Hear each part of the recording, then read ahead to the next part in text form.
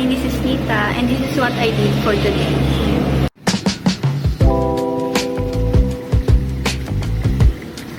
So right now, I'm heading to Barangay Poblacion for my interview. We chose Imus Plaza for our landmarks in Poblacion.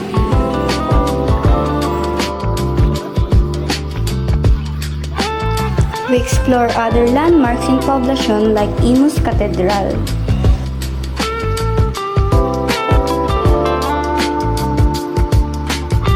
We also got a chance to see the old city hall of Imus. Now we're heading for a quick snack.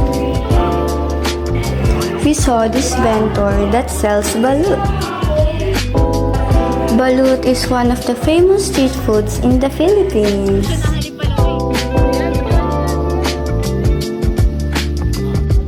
Now we're heading to Lotus Mall for a quick hangout.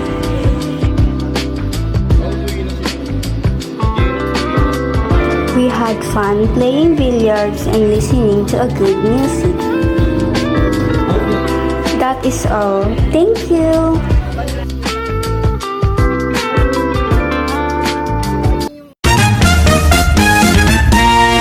Hello everyone, welcome to our vlog.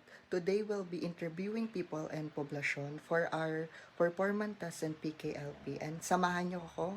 Let's go! Now, maliligo na nga ako dyan para makapag-ready na rin ako. After that, it's time for my skincare routine. Naglagay muna ako dyan ng toner, ayan, and proceed na tayo sa moisturizing para hydrated yung skin natin. And sa mga magtatanong yan kung saan ko nabili yan, nabili ko lang yan sa Watson. Yan, PM nyo lang ako kung gusto nyo para masabi ko sa inyo kung anong mga name ng product. Yan. And pinapa-electric pan ko nga pala yung mga nilalagay ko sa mukha ko para ma-absorb talaga. And proceed na tayo for sunscreen. Never natin i-skip dapat ang sunscreen kasi ngayon mainit. Kahit hindi mainit, lagi tayong mag-sunscreen, guys. Ayan.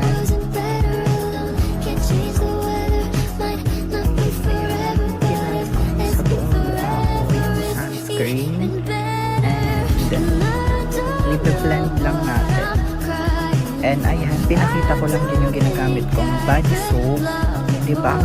After getting ready, kumain muna ako. Ayan, and ang ulam ko nga pala ngayon is dinikdakan, pork caldereta. Ayan guys, panoorin nyo muna ako kumain dyan.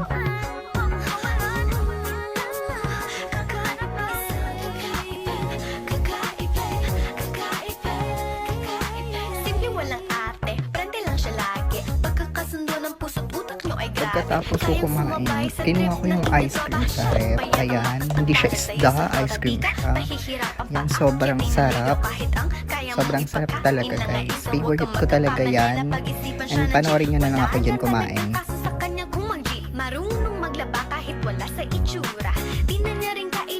Ayan na nga, nakalis na ako ng bahay dyan. And naglalakad na lang ako palabas ng subdivision. Ayan, kita-kita nga muna kami sa uncle dyan. So bago kami pumunta ng Poblacion. Andito na nga kami sa Poblacion. And ayan na nga, nag-i-interview na si Kenneth. And thank you kay tatay kasi sobrang bait niya talaga. Kasi pinagbigyan niya kami sa interview. And ayan na nga, pauwi na nga kami. Ayan lang ang aking vlog. Bye-bye! Ako nga pala si Christian at samahan mo ko sa 2 araw ko.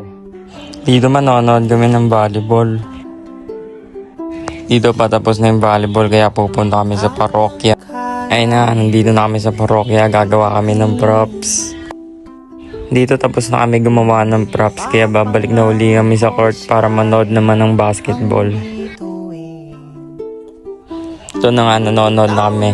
Ito yung laro ng tropa namin pagtapos nila kami naman para sa championship game.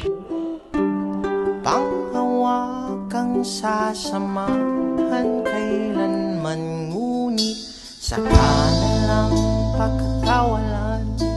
Kung may sigurado na dito umpisa na ng championship game namin, syempre bangko tayo. Ayun, tapos na championship game namin, di na ako nakapag-record. Start na ng volleyball namin. Dito naglalaro. volleyball. Siyempre tamang nood muna kami. Kasama Lata ng tropa ng ko na yan. sardinas kung Dito guys, pauwi na kami. Nandito pa kami, traffic. sabay tayo. Ito na umpisa ng day 2, hindi na ako nakapag-intro. Naglalakad na tayo para makita yung mga tropa natin. Yan na, kasama na natin. Dito magbibideo muna ako kasama sila bago mag-umpisa yung misa. Kung lahat din ay nagmamahal, ayoko lang namang makita ka. Ayun guys, dito tapos na yung misa. Nakatambay na kami sa loob. Nagturusa. Dito guys, tapos na nga yung misa. Pauwi na kami. Siyempre, lalakarin lang namin. Wala yung e-bike ngayon.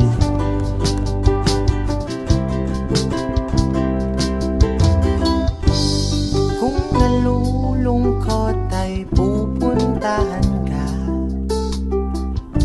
Dala ang cravings mo na fries at matcha. Sasamahan kang mag-macchiato. Tapos itatanong kung bet mo ba ako. Ngunit saka na lang kita bibilhan. Kung may sigurado na sa Dito guys, nakauwi na kami. At yan, nakatambay na kami. mahal nga lang, mahal kita, mahal din ng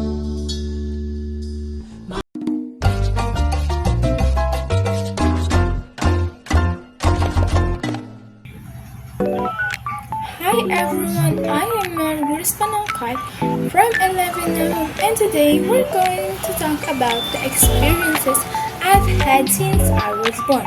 Come on, let's go! I don't recall exactly how old I was. I think I was 7 or 8 when I fell into a canal. After a playmate pushed me, we were playing a game called Langit at Tuba. The it called was Langit, so we had stepped onto a slightly elevated area near a canal, and that was when I was pushed. Fortunately, I was rescued. I can't quite recall exactly how old I was. I believe I was around 9 or 10 when I fell and my face slammed into the ground. It happened when I was sent on an errand and took my younger sister along. I decided to give her a piggyback ride and started running with her on my back, only to trip and fall face first. Eventually, my face healed from the impact.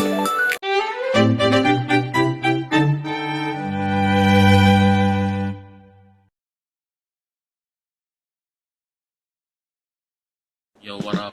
My name is Kenneth Edmar from 11 na home. So, for today's video,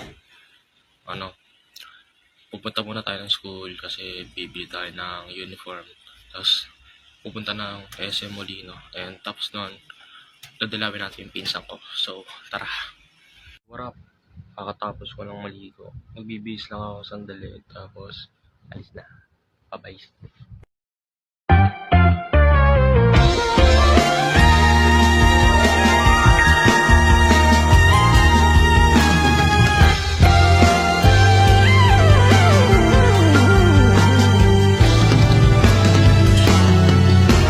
Nagsimula sa simple na pasulyap-sulyap, nagpapapansin sa'yo.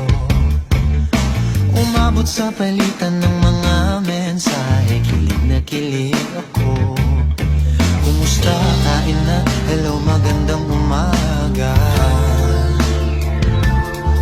Ingat ka, pahinga, huwag kang masyadong magpupuyat pa. Naramdaman ng puso na dahan-dahan akong nahuhulog sa'yo. Sa kada araw natin na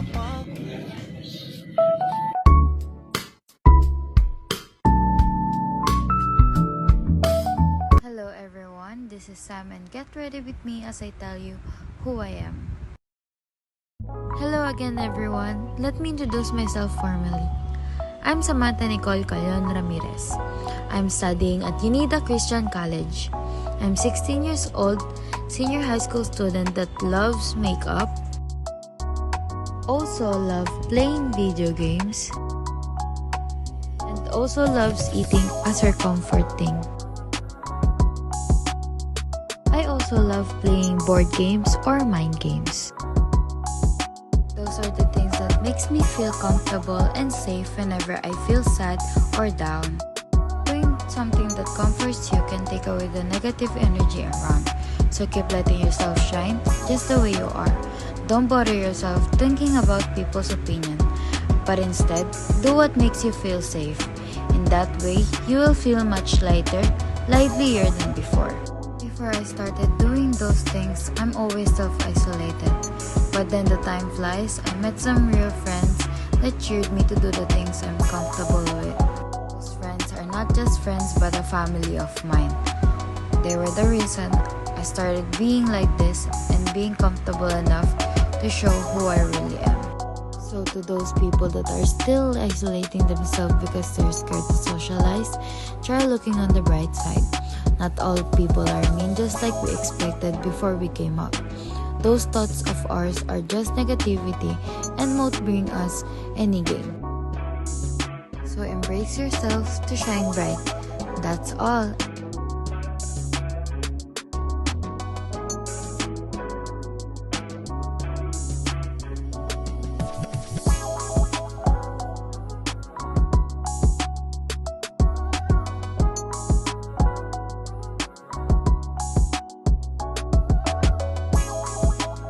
A 16-year-old girl who has no idea what she's doing with her life.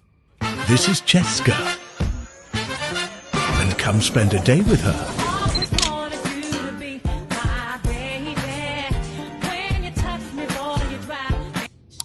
Let's do a quick get ready with me.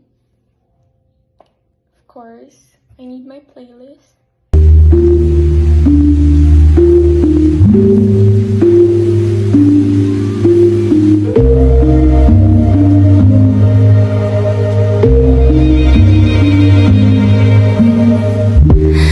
It's like you got superpowers.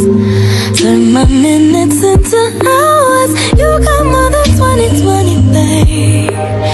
Made a glass the way you see through me.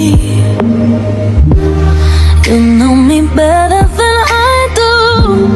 Can't seem to keep nothing from you. How you touch my soul from the outside. Permeate my ego and my pride. I wanna love me the way that you love me. Oh, for all of my pretty and all of my ugly too. I love to see me from your point of view. I wanna trust me,